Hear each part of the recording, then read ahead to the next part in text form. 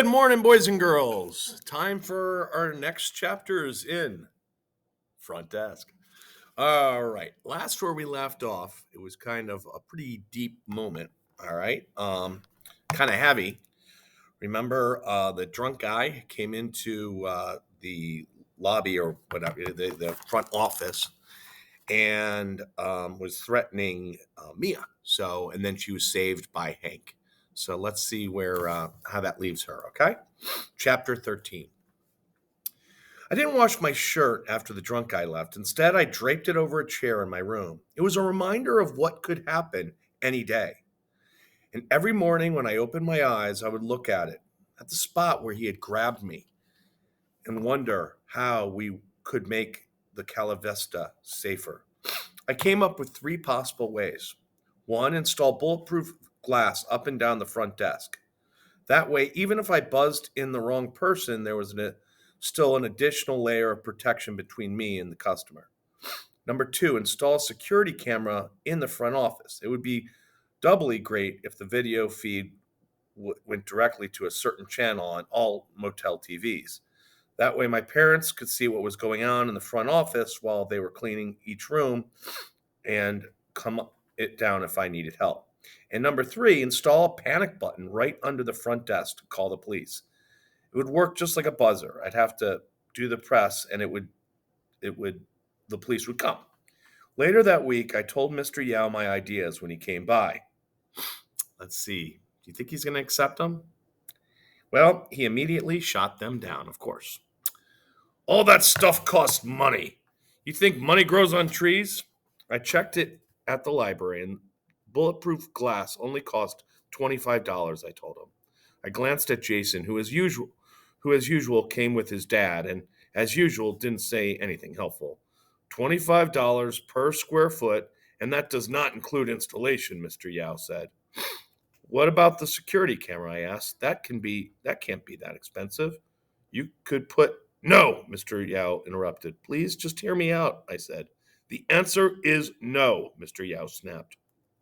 I looked over at my mom and my dad, but they just shook their heads.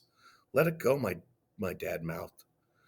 He had dark circles under his eyes from checking customers in all last night.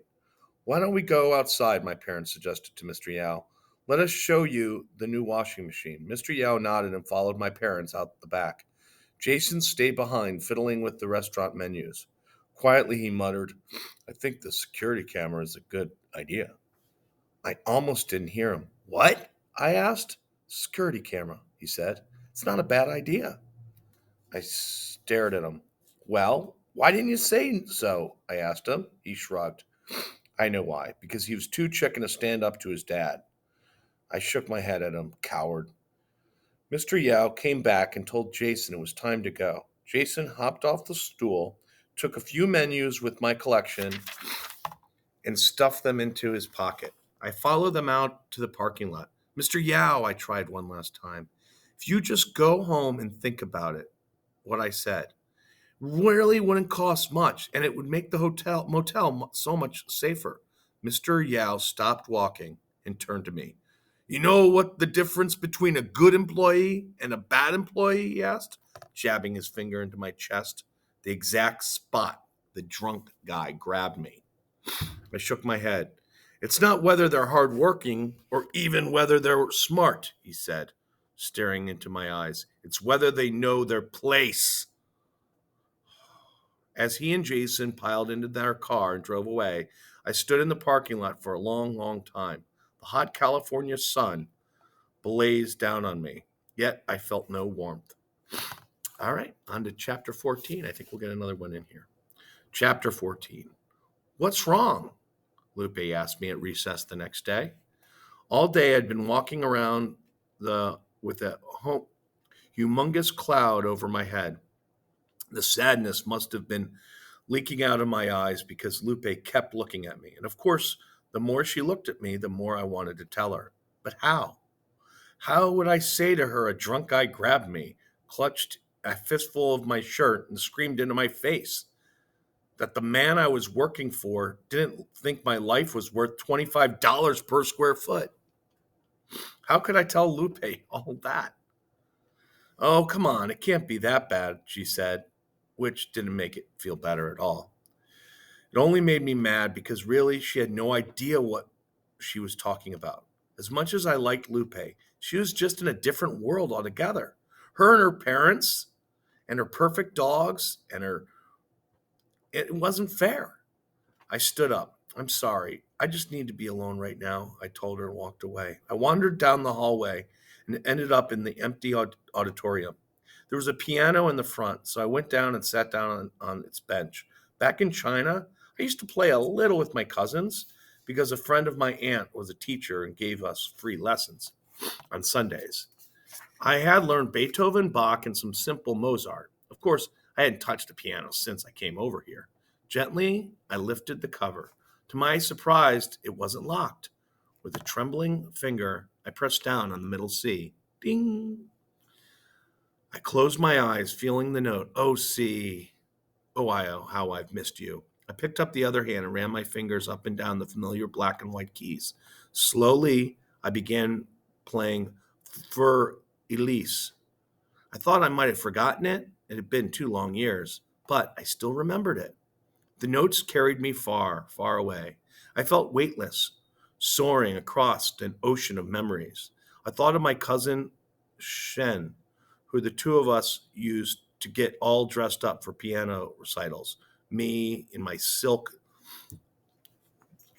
cupeo, and him in his embroidered changshan. We'd point at each other in our old fashioned Chinese outfits and giggle, even though deep down inside, we were both so proud to be wearing them. Then, as the curtain rose, we'd mouth, "You can do it," to each other. A flurry of excitement as we stepped onto the stage. Closing my eyes, I could almost see Shen.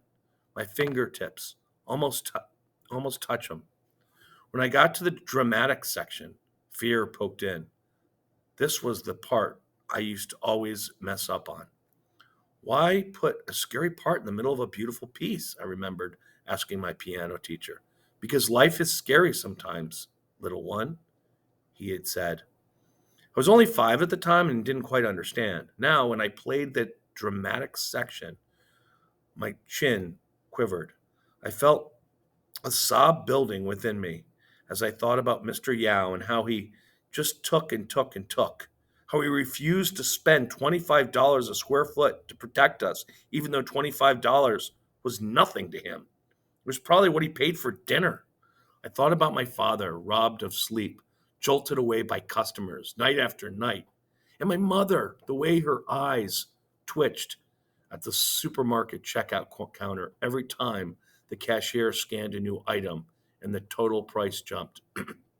I thought about Hank and his saltine burgers and Uncle Ming and the loan sharks. And before I knew it, tears were streaming down my cheeks. As my feelings coursed through my fingers into the sad music, I suddenly heard a sound from the back. Someone in the auditorium listening to me. I instantly stopped playing and jumped up from the piano. I hugged myself with my arms, like I was naked. "Hello?" I called. The small figure made its way over to me. When I saw who it was, my stomach lurched. "What are you doing here?" I asked Jason. Jason ignored my question and asked, "Where'd you learn to play like that?" "I had a teacher in China," I said. "What do you care? You learned to play like that in China?" he repeated. There was a flash of surprise in his eyes. I nodded. "But my father said there's nothing in China except piles of dirt and trash," he said. "Well, your father's a liar," I said angrily. A typhoon ripped through me, my hands balled in fists, prepping for battle. "He said that you guys like to sit around and spit on the floor." "That's absurd," I exclaimed. "Is it true none of you had any money?" he asked. That part was unfortunately true. My parents came to America with only $200 in their pocket. "How do you learn to play piano if you had no money?" Jason asked. For some reason, this infuriated me. Why can't I learn piano? I asked him. Why? What? You think only rich people get to do that stuff? Jason's face turned bright red. I just meant poor people can do stuff too, I shouted at him, and I slammed the piano cover and walked away. Wow. All right. Well, that leaves us for chapter 15. All right. Until next time. Take care.